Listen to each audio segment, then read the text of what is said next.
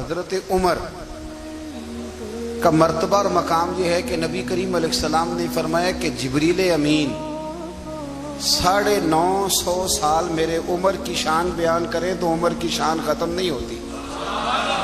950 سال اگر حضرت جبریل بھی بیان کرے تو یہ مقام ہے سیدنا فاروق اعظم کا۔ نبی کریم صلی اللہ تعالی علیہ وسلم نے فرمایا کہ میں نے خواب دیکھا ہے، کچھ لوگوں کو میں نے قمیضیں پہنے ہوئے دیکھا، کچھ کی قمیضیں ناف تک تھیں، کچھ کی پیٹ تک تھیں اور کچھ کی گھٹنوں تک تھیں۔ عمر میں نے تمہیں بھی دیکھا ہے،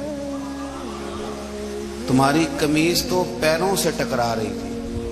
تو حضرت عمر کہنے لگے حضور خواب کوئی دیکھتا ہے، تعبیر کوئی بتاتا ہے، پر یہاں کمال یہ ہے کہ خواب بھی آپ نے بتایا ہے، تعبیر بھی آپ ہی بتائیں گے۔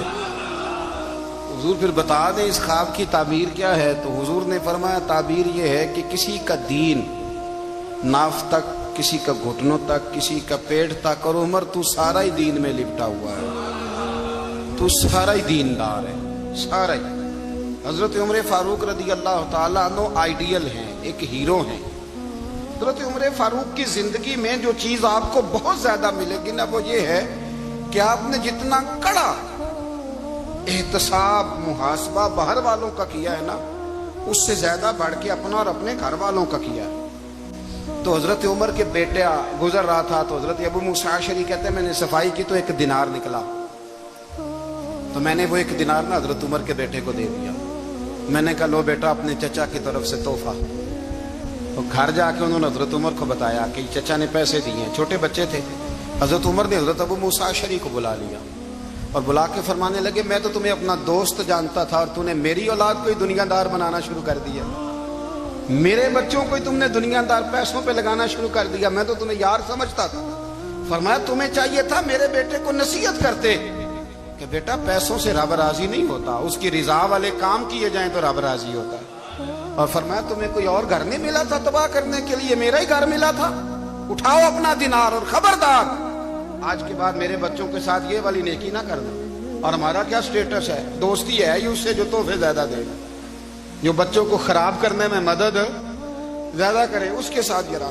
حضرت عمر نے گھر پہ اور سب سے بڑھ کر اپنی ذات پہ توجہ کی۔ حضرت ابو مالک رضی اللہ تعالیٰ عنہ کہتے ہیں میں عمر کے پیچھے پیچھے ایک باغ میں گیا، اکثر اس باغ میں جایا کرتے تھے، اور عمر جا کے نا تو درخت کے نیچے بیٹھ گئے اور فرمانے لگے او امیر المومنین اللہ سے ڈر جا، ورنہ جس رب نے حکومت دی ہے وہ عذاب بھی بڑھا دے گا، ڈر جا رب سے۔ کبھی ساری زندگی حضرت عمر نے اپنا کوئی تعارف نہیں کرایا، کبھی نہیں۔ ایک بندے نے آپ کے سامنے تعریف کر دی آپ کی تو فرمانے لگے تو خود بھی ہلاک ہوا اور مجھے بھی ہلاک کر دیے، کیا ضرورت پڑی ہے میری تعریفیں کرنے کی؟ اتنی دیر میری تعریف میں لگائی، اللہ کا ذکر کرتا رب تجھے ثواب دیتا، حضور پہ درود پڑھتا تو رب تیرے اوپر رحمتیں نازل کرتا، کس چکر میں؟ آج جتنا اچھی کوئی خوشامد کرے اتنی اچھی وزارت ملتی ہے، جتنی اچھی اس کو جو ہے وہ چاپلوسی کرنی آیا درجہ بھی اسے اتنا ہی اچھا ملتا ہے۔ حضرت عمر فاروق رضی اللہ تعالیٰ عنہ آپ کے بیٹے کہتے ہیں، صاحب فتوح الشام نے لکھا ہے، آپ کے صاحبزادے کہتے ہیں میں نکلا تو میرے ابا جی نا اپنی پشت پر مشکیزہ رکھ کے کنویں سے پانی بھر کے آ رہے تھے۔ میں دوڑ کے آگے گیا، میں نے کہا ابا جی مجھے دے دے۔ فرمانے لگے بیٹا تیرا کیا خیال ہے، کوئی اور نہیں تھا مشکیزہ بھر کے لانے کے لیے، تیرا کیا خیال ہے؟ کہا ابا جی بڑے لوگ تھے پر آپ کیوں اٹھا رہے ہیں؟ فرمانے لگے نفس نا ذرا میرا بڑا ہو گیا تھا، اسے ذرا ذلیل کر رہا ہوں، ذرا اپنا محاسبہ کر رہا ہوں، یہ مجھے کہہ رہا تھا تو بڑی چیز ہے، تو میں نا ابھی مشکیزہ گھر رکھ کے آؤں گا، پھر تیری ماں نے مجھے کہا ہے کہ گھر میں لکڑیاں کوئی نہیں جلانے کی، پھر میں جنگل سے لکڑیاں کاٹ کے لاؤں گا، امیر المومنین بن کے نا تو میرا نفس تھوڑا بڑا ہو گیا۔ اب یقین کریں ہمارا آزما خراب ہو جاتا ہے جب تک ہمارا تعارف صحیح نہ ہو، ہمارا تعارف ٹھیک نہ ہو، میں یہ ہوتا ہوں میں وہ ہوتا ہوں، چھوڑ مٹی دیں تے مٹی رہنا ہی، مٹی دیں تے مٹی دیں تے مٹی رہنا ہی، ایویں کادی بلے بلے اج مٹی دے اتے بندیا تے کل مٹی دے تھلے، مٹی دیں تے مٹی رہنا ہی، کادی بلے، مجھے پوچھ لو مجھے جان لو میرا نام لے لو، میں بھی آیا ہوں، میں بھی ہوتا ہوں، میرا بھی یہ تذکرہ ہے۔ جس کو اپنا تعارف کرانا پڑ گیا اس سے بھی زیادہ کمزور کوئی ہے؟ فوٹو میں دکھاتا پھرتا ہے فلانے کے ساتھ فوٹو فلانے، تو کمزور بندے یہ کام کرتے۔ حضرت عمر فاروق अल्लाह अकबर। हजरत उमर जैसा बंदा, 24 लाख मुरब्बा मील का हुक्मरान, और शाह रूम को खत लिख के कहता है मैं मिन्नत नहीं करता, मैं हुक्म देता हूं। ना तगड़ा बंदा। जंगे कादसिया के लिए हजरत साद बिन नबी वकास को भेजा, फतुह शाम पढ़ के देखें। हजरत उमर बड़े परेशान हैं, इतने दिन हो गए कोई रिपोर्ट ही नहीं आई। अब तो मोबाइल है ना, तो एक एक मिनट की रिपोर्ट लें आप, बल्कि आप एक एक मिनट की फोटो लें आप, रिपोर्ट तो दूर रह गई। हजरत उमर फारूक रदी अल्लाह ताला अन्हु बड़े परेशान है कि कादसिया में हजरत साद बिन नबी वकास के साथ लोग जिहाद करने गए, रिपोर्ट कोई नहीं आ रही। इतने परेशान थे कि बाहर निकल के ना उस रास्ते पे बैठ जाते जो रास्ता कादसिया की तरफ से आता था। जो भी आता जाता पूछते जंग के क्या हालात है। उधर जब अल्लाह ने फतह दे दी ना, तो हजरत साद बिन नबी वकास रदी अल्लाह ताला अन्हु ने एक कासिद को खत दे के भेजा, कहने लगे उमर के पास जाओ, उन्हें इत्तला दो कि अल्हम्दुलिल्लाह अल्लाह ने इस्लाम को फतह अता कर दी। ये हजरत उमर को जाके देना। वो बड़े परेशान होंगे। वो जो उस जमाने में इस तरह होता था कि कई दूर दूर से सहाबा जो दूसरे शहरों के मुल्कों के रहने वाले होते थे, वो भी आके शामिल हो जाते थे जिहाद में। कोई एक दफा मदीने आया, कोई 2 दफा आया, फिर अपने अपने इलाकों में। बहुत सारे लोगों ने ज्यादा दफा हजरत उमर को देखा भी नहीं था। वो जो कासद खत लेके आया था ना, उसने एक आध दफा देखा था, हजरत उमर बूढ़े हो गए, वो पहचानता नहीं था। उधर से वो खत लेके आ गया। हजरत उमर मदीने से बाहर निकल के उस रोड पे बैठे थे जो कादसिया से आता था। जब उस आदमी को आते देखा तो हजरत उमर उठ के खड़े हो गए, फरमाने लगे कादसिया से आ रहे हो? वो क्या कहता है? फटे पुराने कपड़े, टूटे हुए जूते, सर पे पुरानी पगड़ी। कहने लगे गुलाम मदीने के रहने वाले हो? हजरत उमर कहने लगे हाँ मदीने का हूं। कहा मैं कादसिया से आया हूं, अल्हम्दुलिल्लाह अल्लाह ने इस्लाम को फतह दे दी है, अल्हम्दुलिल्लाह कुफर की कमर टूट गई है। उसने ये बात करके तो घोड़े को एड़ी लगाई, घोड़ा दौड़ने लगा मदीने के। हजरत उमर भी साथ साथ दौड़ रहे। फरमाने लगे अच्छा बताओ खालिद बिन वलीद का क्या हाल है? थोड़ा आगे जाके फरमाने लगे उसामा बिन ज़ैद कैसे है? वो कहते ठीक है। फिर उसने और घोड़ा, उमर साथ साथ दौड़ रहे हैं, साथ साथ। 24 लाख मुरब्बा मील का हुक्मरान, एक जूता पैर से निकल गया, उमर दौड़ रहे हैं। आगे जाके पूछते हैं साद बिन नबी वकास का क्या हाल है? तो हुजूर वो भी ठीक है। कितने लोग मेरे शहीद हो गए मुसलमानों में से? कहने लगा सही गिनती का नहीं पता, ये लफ्ज अदा होते होते मदीने की सरहद आ गई। लोगों ने उमर को घोड़े के साथ दौड़ते देखा तो कहा अमीरुल मोमिनीन क्यों दौड़ रहे हैं? वो गुलाम छलांग लगा के नीचे आया, कदमों में बैठ गया। कहने लगा हुजूर आपने बताया ही नहीं आप अमीरुल मोमिनीन है। आप फरमाने लगे क्या बताता? मैं तो ऊंट चराने वाले का पुत्र हूं, क्या बताता? वो उमर हूं जिसने अपने गुनाहों का हिसाब देना है। क्या बताता? जो साद बिन नबी वकास को जिहाद पे भेज के खुद बुज़दिलों की तरह घर में बैठा है। क्या बताता? कोई हैसियत नहीं, कोई तार। तूने अच्छा किया, तू तो मुजाहिद था, मुझे साथ साथ दौड़ाया, तूने अच्छा किया। जितने लोग थे चीखे मार के रोने लगे। हजरत फारूक आजम से कहने लगे उमर जब तक तेरे जलवे रहेंगे अल्लाह कामयाबियां ही अता फरमाएगा, जब तक तेरा रंग रहेगा अल्लाह ताला नवाजता ही रहेगा। कुछ नहीं, कभी अपना आप जाहिर ही नहीं किया। बहुत बड़े थे, बहुत बड़े थे हजरत उमर, बड़े थे। हजरत अबू राफे गुलाम थे, कुरान पाक बड़ा सोना पढ़ते थे। हजरत उमर जब भी उन्हें मिलते कहते अबू राफे तो उमर से अच्छा है, कुरान बड़ा शानदार पढ़ता है। तो वो कहते हुजूर अगर मैं कुरान सही पढ़ता हूं तो आपको कुरान की तशरीह ज्यादा सही आती है, आप भी तो मुझसे अफजल हैं। तो आप फरमाते नहीं फिर भी तो मुझसे अफजल है। क्यों? इसलिए कि तू अपने आका की नौकरी भी ठीक करता है और रब की इबादत भी ठीक करता है, और मुझे खाली सिर्फ इबादत करनी होती है वो भी ठीक नहीं कर पाता। सारी जिंदगी अपना मुहासबा, सारी जिंदगी अपने गिरेबान में देखा, सारी जिंदगी अपने आप को परखा, अपने आप को टटोला। 62 साल उम्र बीत गई। हजरत हुज़ैफा बिन यमान एक सहाबी थे, मेरे नबी करीम अलैहिस्सलाम ना उनसे राज की बातें करते थे। हर बंदे का आज़मा ठीक नहीं होता, सबसे राज की बात नहीं करनी चाहिए। हजरत हुज़ैफा बिन यमान कहते हैं हुजूर राज की बातें बताते। मदीना मुनव्वरा में जो मुनाफिकीन थे उनकी लिस्ट भी नबी पाक ने हजरत हुज़ैफा बिन यमान को दी थी। जब कोई मशकूक आदमी मर जाता ना तो सहाबा कहते हम देखते अगर हजरत हुज़ैफा ने जनाजा पढ़ा है तो हम भी जनाजा पढ़ लेते। नबी पाक ने भी कुछ जनाजे नहीं पढ़े, तिरमिजी में है, फरमाया उस्मान से जो बुग़्ज़ रखे उसका जनाजा नहीं पढ़ेंगे।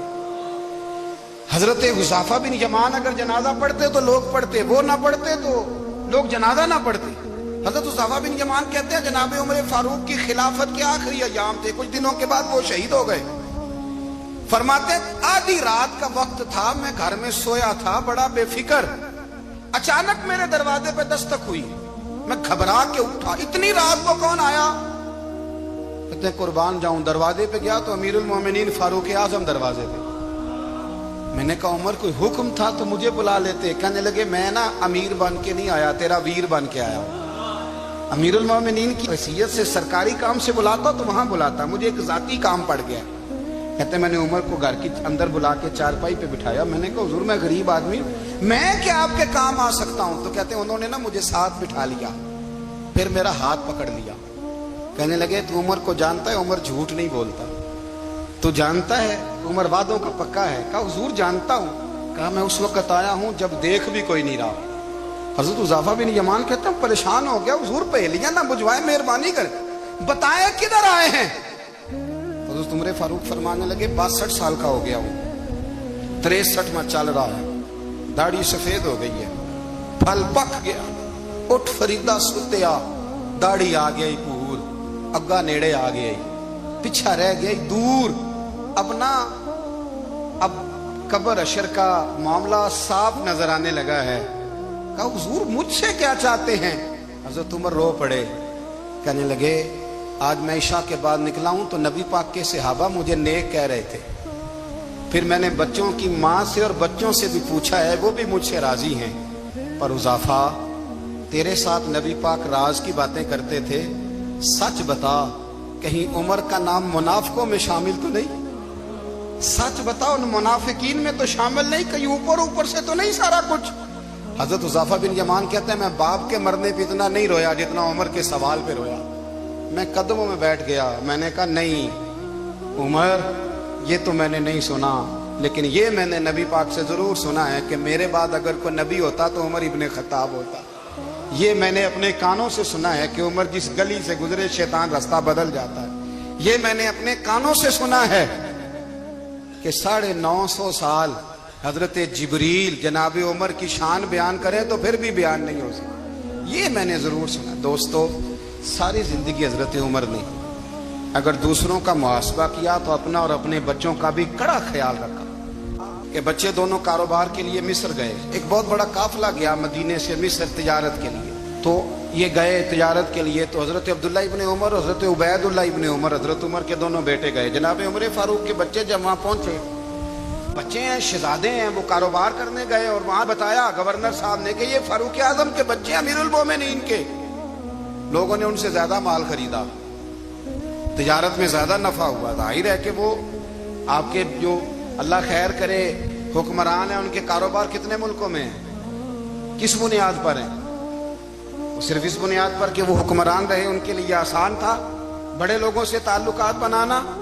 حضرت عمر فاروق رضی اللہ تعالیٰ عنہ کے بچے ڈھیروں مال کما کے جب واپس آئے نا، تو حضرت عمر سے آ کے بچوں نے بطور محبت کا ابا جی اللہ نے بڑا ہی فضل کیا ہے، بڑا مال کمایا الحمدللہ، یہ دیکھیں کتنا نوازا ہے۔ تو حضرت عمر کہنے لگے سارے قافلے نے اتنا ہی کمایا ہے؟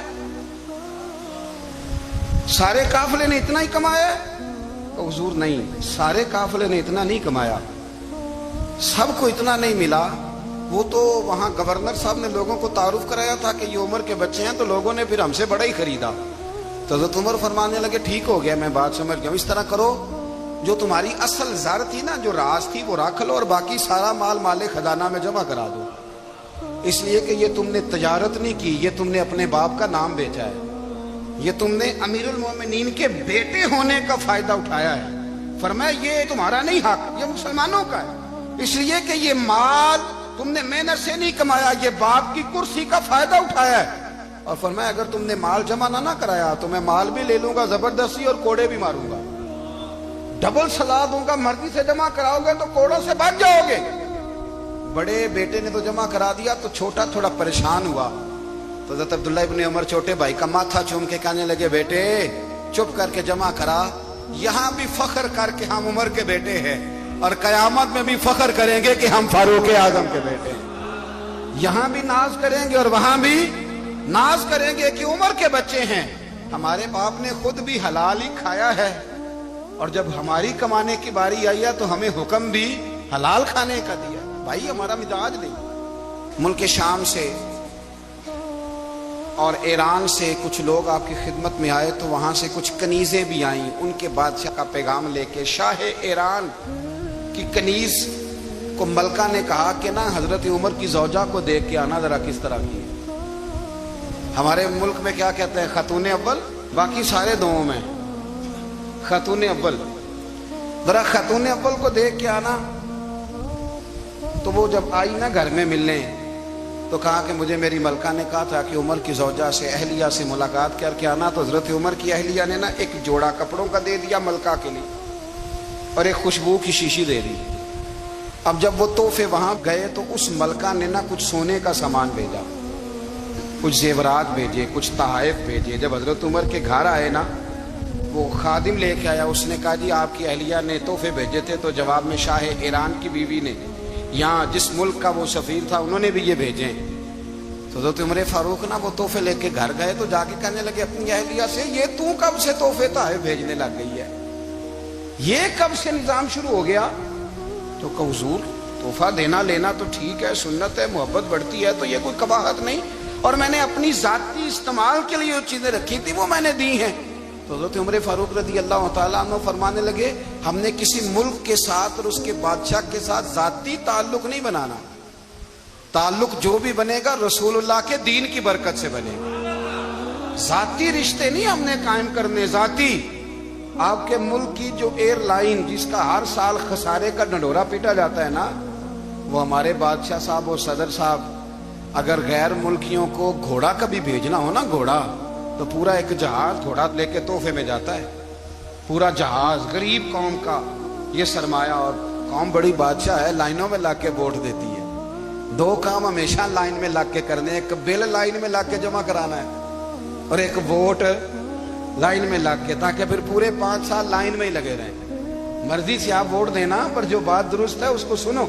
حضرت عمر فاروق رضی اللہ تعالیٰ عنہ نے اپنی اہلیہ سے پوچھا کتنے کا تھا وہ تیرا جوڑا اور خوشبو کی شیشی؟ انہوں نے کہا 3 دینار کی۔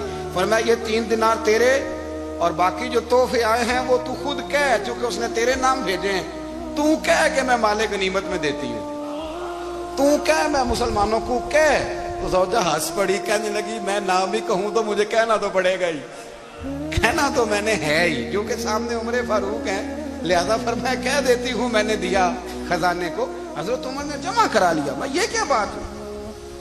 میرے گھر والے جو مرضی کریں، ان کا معیار زندگی جس طرح کا مرضی ہو،